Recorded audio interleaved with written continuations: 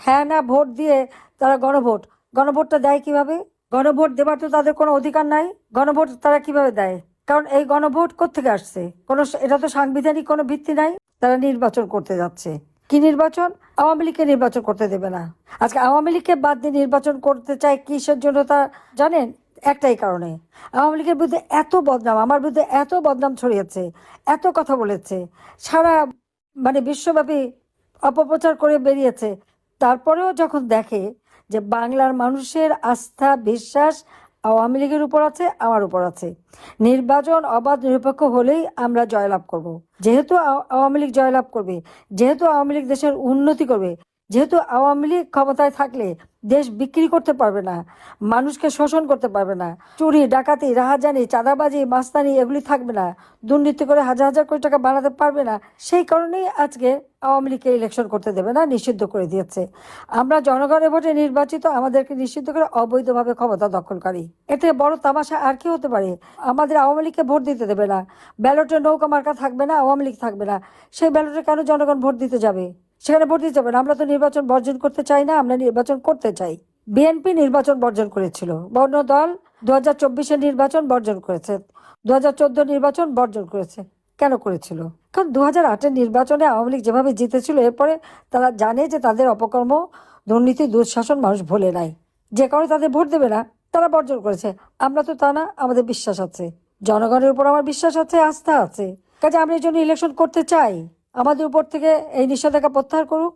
ওই ব্যালট পেপারে আমাদের নৌকা মার্কা থাকবে, আওয়ামী লীগ প্রার্থী দেবে, আমরা ইলেকশন করবো। ঠিক আছে, গণতন্ত্রে যদি বিশ্বাস করে তো জনগণ যাকে মেনে নেবে, জনগণ যাকে চাইবে তারা হলো ভোট করবে।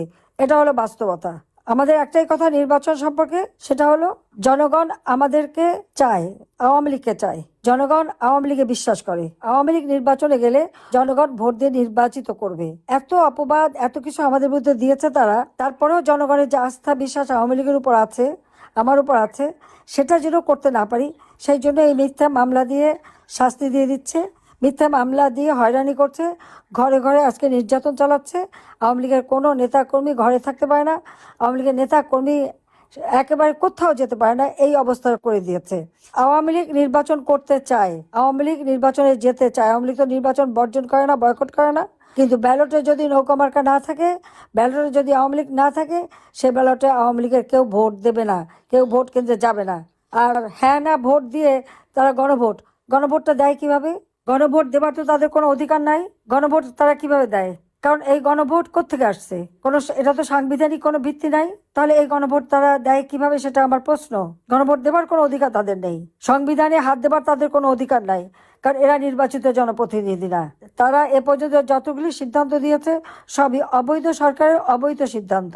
কাজে আমরা জনগণের শক্তিতে বিশ্বাস করি, কারণ জনগণই হচ্ছে আমাদের একমাত্র শক্তি, এটা মাথায় রাখতে হবে, এবং সেই জনগণকে সাথে নিয়ে আমাদের চলতে হবে।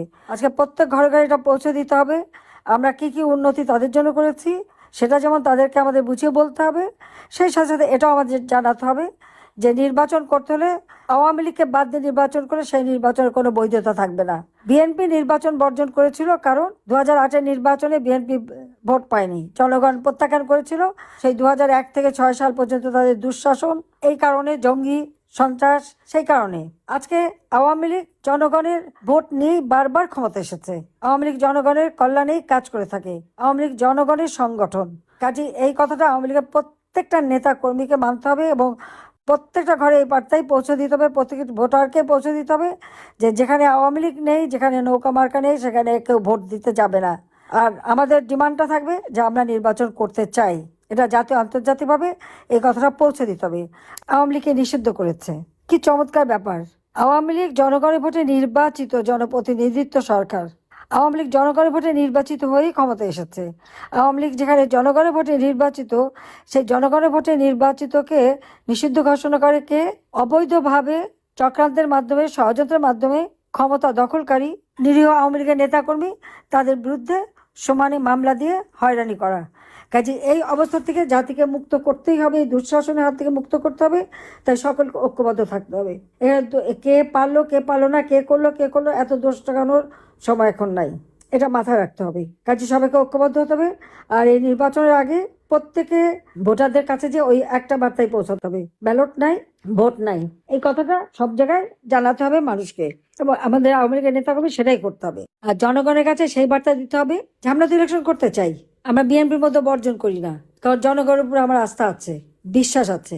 নির্বাচন করলে অবশ্যই আওয়ামী লীগ জয়লাভ করবে। কাজে আওয়ামী লীগ যাতে জয়লাভ করতে না পারে সেই জন্য আওয়ামী লীগ নিষিদ্ধ করেছে। আমাদের কথা স্পষ্ট, আওয়ামী লীগের উপর থেকে নিষেধাজ্ঞা প্রত্যাহার করতে হবে। নির্বাচন যাতে অর্থবহ হয়, আওয়ামী লীগ সহ সকল দলকে নির্বাচন করতে দিতে হবে। ভোটের মালিক জনগণ, জনগণ যাতে ভোট দিতে পারে সেই অধিকার তাদের ফিরিয়ে দিতে হবে। আজকে আওয়ামী লীগ নির্বাচন না করা মানে কি 50% উপর ভোটার ভোট দিতে পারবে না, এটাই তো আসল কথা। তো সেইভাবে জনগণকে বঞ্চিত করার কোনো অধিকার নাই। তাদের অন্ন, বস্ত্র, বাসস্থান, চিকিৎসা, শিক্ষা সব থেকে বঞ্চিত করে দিচ্ছে। এই বঞ্চনার হাত থেকে দেশকে মুক্ত করা, গণতন্ত্র ফিরিয়ে আনা, মানুষের জীবনের শান্তি নিরাপত্তা নিশ্চিত করা, দেশের অর্থনৈতিক উন্নতি করা, এটাই আমাদের লক্ষ্য। বাংলাদেশ যেন আবার তার মর্যাদা ফিরে পায়, সেই লক্ষ্য নিয়ে আমরা কাজ করে যাব। যে শুধু কথা বললে হবে না, প্রত্যেক ঘরে ঘরে বার্তা পৌঁছে দিতে হবে। কাজে আমরা ইলেকশন করতে চাই একটা সুন্দর পরিবেশে, যেখানে সব দল অংশগ্রহণ করতে পারবে এবং ব্যালটে নৌকা মার্কা থাকতে হবে। এটাই আমাদের বক্তব্য। নির্বাচনে জনগণকে এটা বোঝাতে হবে যে যেখানে ব্যালট নাই, ব্যালটে নৌকা নাই, আওয়ামী লীগ নাই, যেখানে আমরা ইলেকশন করতে পারছি না, সেখানে তারা ভোট দিতে যাবে না। তারা ভোট দিতে যাওয়া মানে তাদের উপর জুলুম করা। হ্যাঁ, এরা কিছু হ্যাঁ না ভোট করাবে, সে ভোটের উপর ওই যেমন জিয়াউর রহমান করছিল, 110% ভোট পড়ছিল, না বাক্স পাওয়া যায়নি। সেইভাবে জনগণকে আবার ধোকা দেবে, ধোকা দিয়ে আমাদের সংবিধান, লাখো শহীদের রক্তের বিনিময়ে আমরা যে সংবিধান পেয়েছি সেই সংবিধান ধ্বংস করতে চাচ্ছে। তো যতই তারা করুক, দিন আসবেই আবার আমরা মুক্তিযুদ্ধের চেতনায় বাংলাদেশকে গড়ে তুলতে পারবো, সে বিশ্বাস আমার আছে। কারণ সত্যের জয় হবে হবে।